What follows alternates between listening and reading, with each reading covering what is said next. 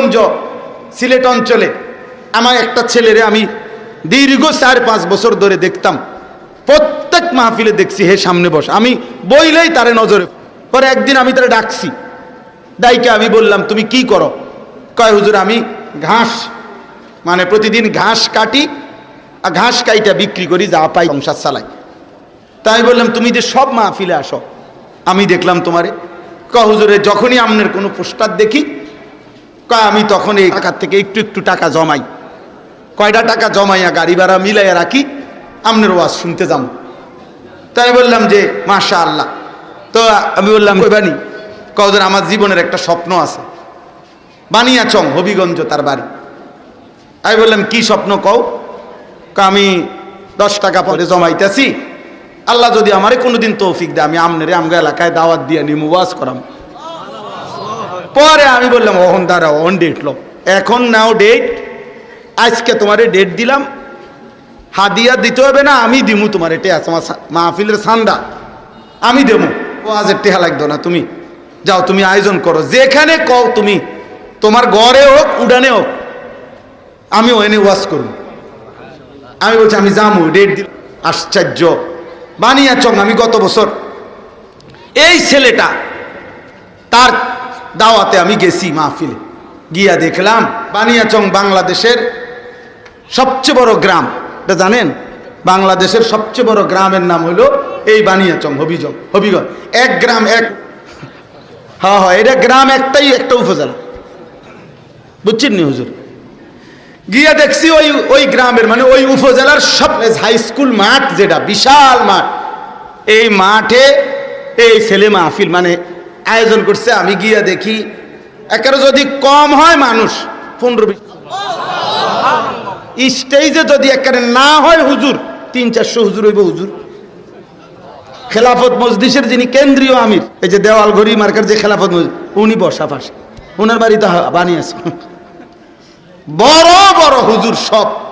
তাই বললাম কিরে কারবারটা কি তার এটা? হুজুর কইছি তো আমার আইয়া এলাকাত, আমার আর দৈর্থ দিছে না, সব আলেম ওলামা পাবলিক মিল্লা এই মাহফিলে এত বড় বানাই ফেলছে।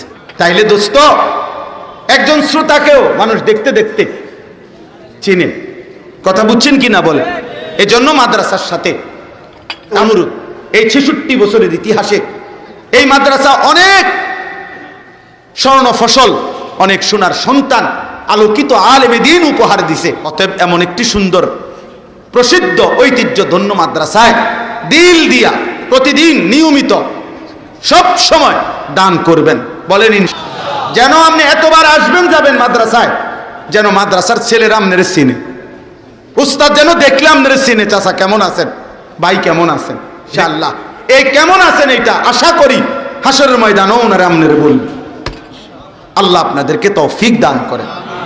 চলেন আমার কথা আমি শেষ করছি। আল্লাহ তাআলা বলেন, 3টা কথা বলল। 1, আমি তোমাকে সৃষ্টি করেছি। 2, আমি তোমার অন্তরের গভীরেও জানি।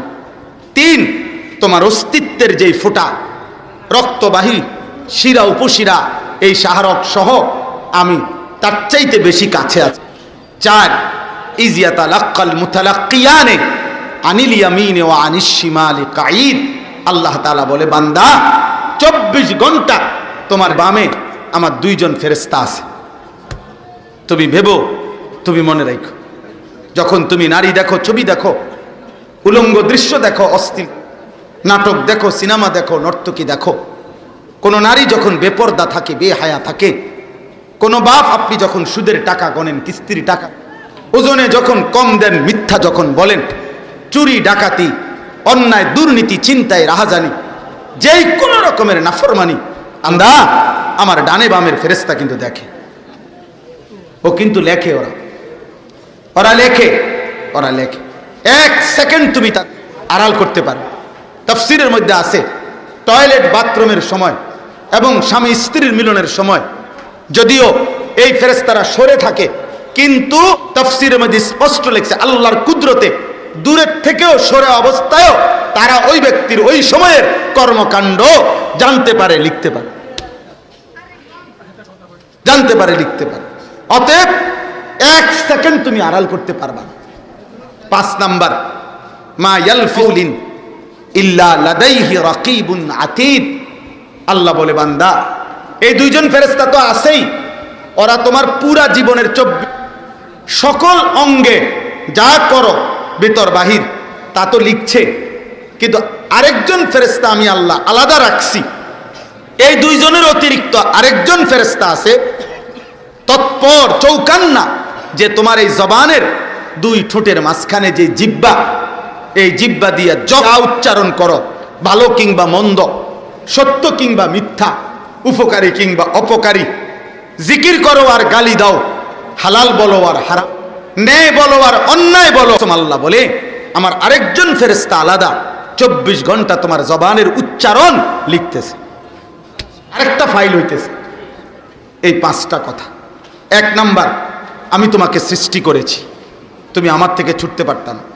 2, তোমার অঙ্গের কথাও আমি জানি, অতএব আমারে আড়াল করতে পারবা না। 3, আমি তোমার অস্তিত্বের রক্তের শিরা উপশিরার চাইতেও কাছে আছি, ফাঁকি দিতে পারবা না। 4, আমার 2জন ফেরেশতা তোমার সাথে আছে, তুমি তাদেরকে লুকাইতে পারবা না। 5, তোমার জবানের সামনে একজন ফেরেশতা তোমার উচ্চারণ লিখতেছে, তাকে তুমি আড়াল করতে পারবা না। আল্লাহ বলেন এই 5টি বিষয় থাকা অবস্থায় এবার তুমি ন্যায় করো আর অন্যায় করো, এবার তুমি নেকি করো আর গুনাহ করো, হালাল খাও আর হারাম খাও, জায়েজ করো আর না জায়েজ করো। আল্লাহ বলেন ওয়াজাআত সাকরাতুল মাউত বিল হক। এই অবকেই মানে আমিও আড়াল হব না, আমার ফেরেশতাও আড়াল হবে না, লেখাও বন্ধ হবে না, আমি আল্লাহর জানাশোনাও বন্ধ হবে না। এই অবস্থাতেই দিন তোমার সত্য সত্য মৃত্যু যন্ত্রণা সাকরাতুল মাউত শুরু হবে, আর তুমি মৃত্যুবরণ করবাই। যালিকা মা কুনতা মিনহু তাহিদ। তো দিন তুমি এর থেকেই বাঁচতে চেয়েছিলে, কিন্তু বাঁচতে পারো নাই, আজ মৃত্যু এসেই গেল। এই জন্য বাপ, আমার কথা এতটুকুই, আমি আপনাদের কাছে এই কথাটাই শুধু বললাম।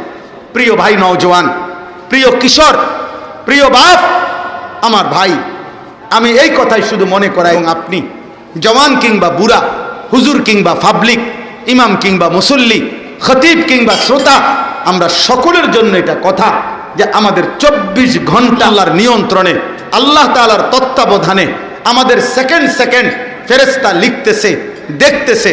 অতএব রাত গভীরে দিনের আলোতে কোনো গুনাহ করে আমরা বাঁচতে পারবো না, আর মৃত্যু আমাদেরকে বরণ করতেই হবে, চলে আমাদেরকে যেতেই হবে। সুখে থাকলেও মরে যাবেন, দুঃখে থাকলেও মরে যাবেন, আপনি রাজপ্রাসাদে থাকলেও মরে যাবেন, জীর্ণ কুঠিরে থাকলেও মরে যাবেন। অতএব দয়া করে মেহেরবানি করে আল্লাহর ওয়াস্তে সবার কাছে আমার অনুরোধ, বন্ধু, নওজওয়ান, বুড়ো, মা বোন, ওলামা, আমি আপনি সবাই আমরা যেন গুনাহ ছেড়ে দেই, আমরা যেন আল্লাহর নাফরমানি। আমার যুবক ভাই, মোবাইলের নারী দেখো না বাপ, চরিত্রহীন হইও না, অস্থির দৃশ্য, জিনা ব্যভিচারের ছবি, হারাম এই ছবি দেখা দোস্ত, একদিন তুমি দুনিয়াতেও ক্ষতিগ্রস্ত হবা, আখিরাতেও ক্ষতিগ্রস্ত হবা।